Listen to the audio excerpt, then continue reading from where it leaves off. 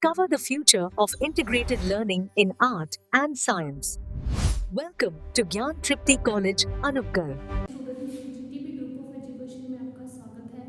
आज हम बीएससी का इलास्टिसिटी चैप्टर का एक और टॉपिक डिस्कस करेंगे जिसका नाम है बेंडिंग मोमेंट और हिंदी में इसे बंकर आघूर्ण कहते हैं। चलो आइए देखते हैं क्या होता है बंकर आघूर्ण।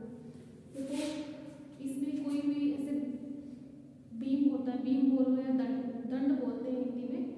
बीम है, कोई ऑब्जेक्ट है, इस तरीके से जब इसको जाहिर सी बात है रेस्ट में पड़ा रहेगा तो कोई इस पर बेंडिंग नहीं आएगी।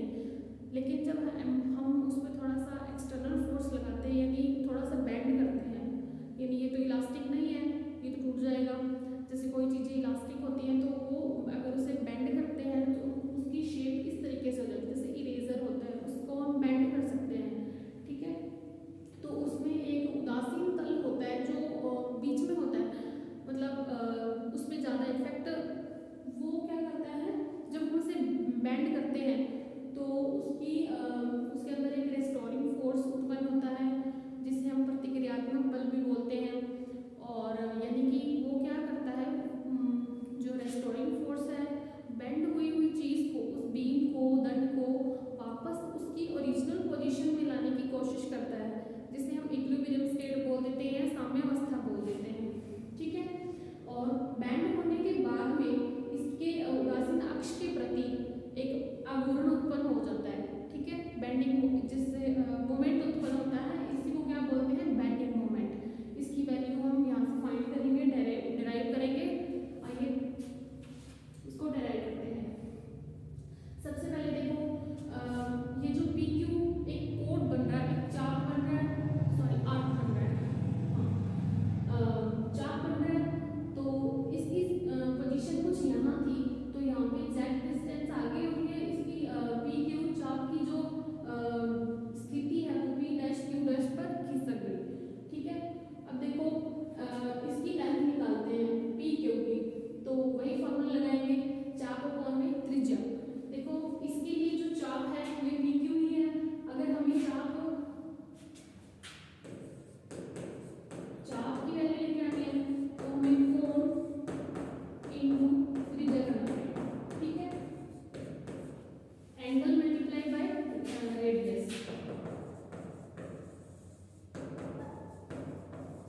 अगर आप इंग्लिश मीडियम से हो तो आपको फिर भी कोई दिक्कत नहीं आएगी, आपको समझ में आ जाएगा। जो आर्क है वो क्या होता है, एंगल इनटू रेडियस का मल्टीप्लाई होता है। यहाँ पे देखो चाप हमारा ये रहा, पी क्यू की वैल्यू निकालेंगे। इसके लिए जो रेडियस है, जो त्रिज्या है वो कौन सी है, आर है, और थीटा दोनों के लिए कॉमन है, ठीक है। तो ये आ जाएगा हमारे पास आर थीटा। ये हमारी क्या है, इनिशियल लेंथ है जो हमारी, ठीक है, ये प्रारंभिक है, इसको इनिशियल भी लिख सकते हैं, इनिशियल लेंथ। इसके बाद में देखो पी डैश क्यू डैश, इस आर्क की लेंथ निकालते हैं। तो इसके लिए अब देखो इसकी डिस्टेंस आर थी तो उसमें कुछ ऐड हो गई, यानी जेड डिस्टेंस बढ़ गई है तो इसकी रेडियस ज़्यादा हो गई। देखो इसके लिए क्या आ जाएगा, R plus Z into theta, ठीक है। ये बात की। अब इसमें चेंज क्या आया है, देखो लंबाई में वृद्धि, यानी कि चेंज इन लेंथ क्या है, बाद वाले में से जब हम चेंज निकालते हैं तो बाद वाली चीज में से पहले वाले को माइनस करते हैं, ठीक है। तो क्या आ जाएगा, आर थीटा। आगे देखो R theta plus Z theta और ये minus R theta, R theta से आर थीटा कैंसिल माइनस हो गया, बचा हमारे पास जेड थीटा, हमारे पास चेंज आ रहा है। अब अनुदैर्ध्य गति, ये मैंने आपको पहली वीडियो में बता रखा है कि जो स्ट्रेन होती हैं वो कितने टाइप की होती है, विकृति जो ये और उनके फॉर्मूले भी बता रखे हैं, ठीक है। अनुदैर्ध्य विकृति मतलब लॉन्गिट्यूडनल स्ट्रेन, ठीक है। तो ये किसका रेशियो होता है,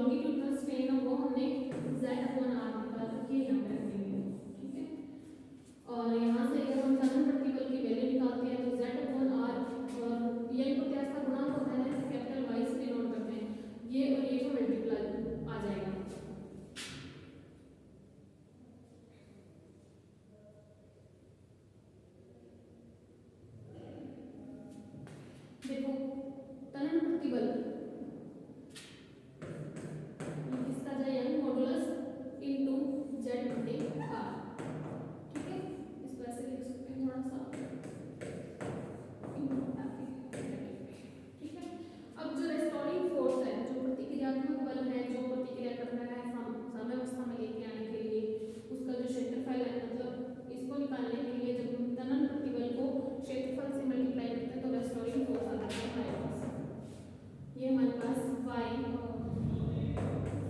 सेट होना इनटू डेल टी। ओके, उसके बाद में आघूर्ण जिस अक्ष के प्रति देखो इसको हम दूरी से मल्टीप्लाई कर देंगे, डिस्टेंस से ज्यादा डिस्टेंस से मल्टीप्लाई करते हैं रेस्टोरिंग फोर्स को, तो हमारे पास बेंडिंग मोमेंट ये जो बल आघूर्ण है वो आ जाएगा। हाँ, क्या आएगा तो वाई जेड अपॉन आर, ये तो हमारा रेस्टोरिंग फोर्स है, इनटू डेल टी, मल्टीप्लाई हमें किससे करना है, इनटू जेड से। अब मल्टीप्लाई कर लेते हैं थोड़ा, वाई अपॉन आर और ये जेड दोबारा जेड स्क्वायर डेल टी। ठीक है, अब देखो नेक्स्ट, अभी तक बल आघूर्ण आया है, जो बंकन आघूर्ण होता है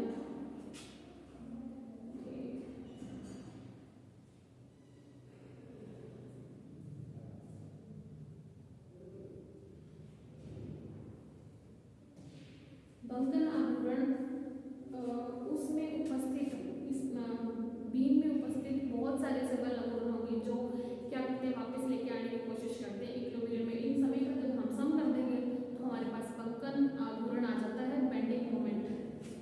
ठीक है, ये क्या आ जाएगा, इसे कैपिटल जी से भी नोट करते हैं, कुल आघूर्णों का ये योग होता है, सम ऑफ ऑल, यानी कि Y capital Y upon R Z square del T, Y upon R Z square del T, ये भी कांस्टेंट है और ये भी कांस्टेंट है, इसका जो अनुपात आएगा, जो रेशियो आएगा वो भी कांस्टेंट होगा, यानी कि जो वेरी कर रही है वो ये चीज वेरी कर रही है।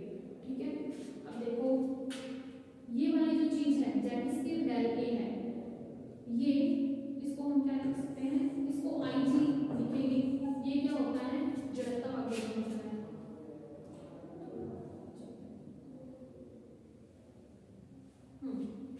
क्या आ जाएगा, जी बराबर वाई अपॉन आर आई जी, जो ये है ये होता है हमारा बेंडिंग मोमेंट, बेंडिंग मोमेंट बोलते हैं बंकन आघूर्ण। ठीक है, और ये जो आई जी है इसके बारे में भी पूछ लिया जाता है, ये होता है जड़त्व आघूर्ण, इनर्शिया मोमेंट बोलेंगे इसको। ठीक है, तो ये था हमारा टॉपिक बेंडिंग मोमेंट। आगे का जो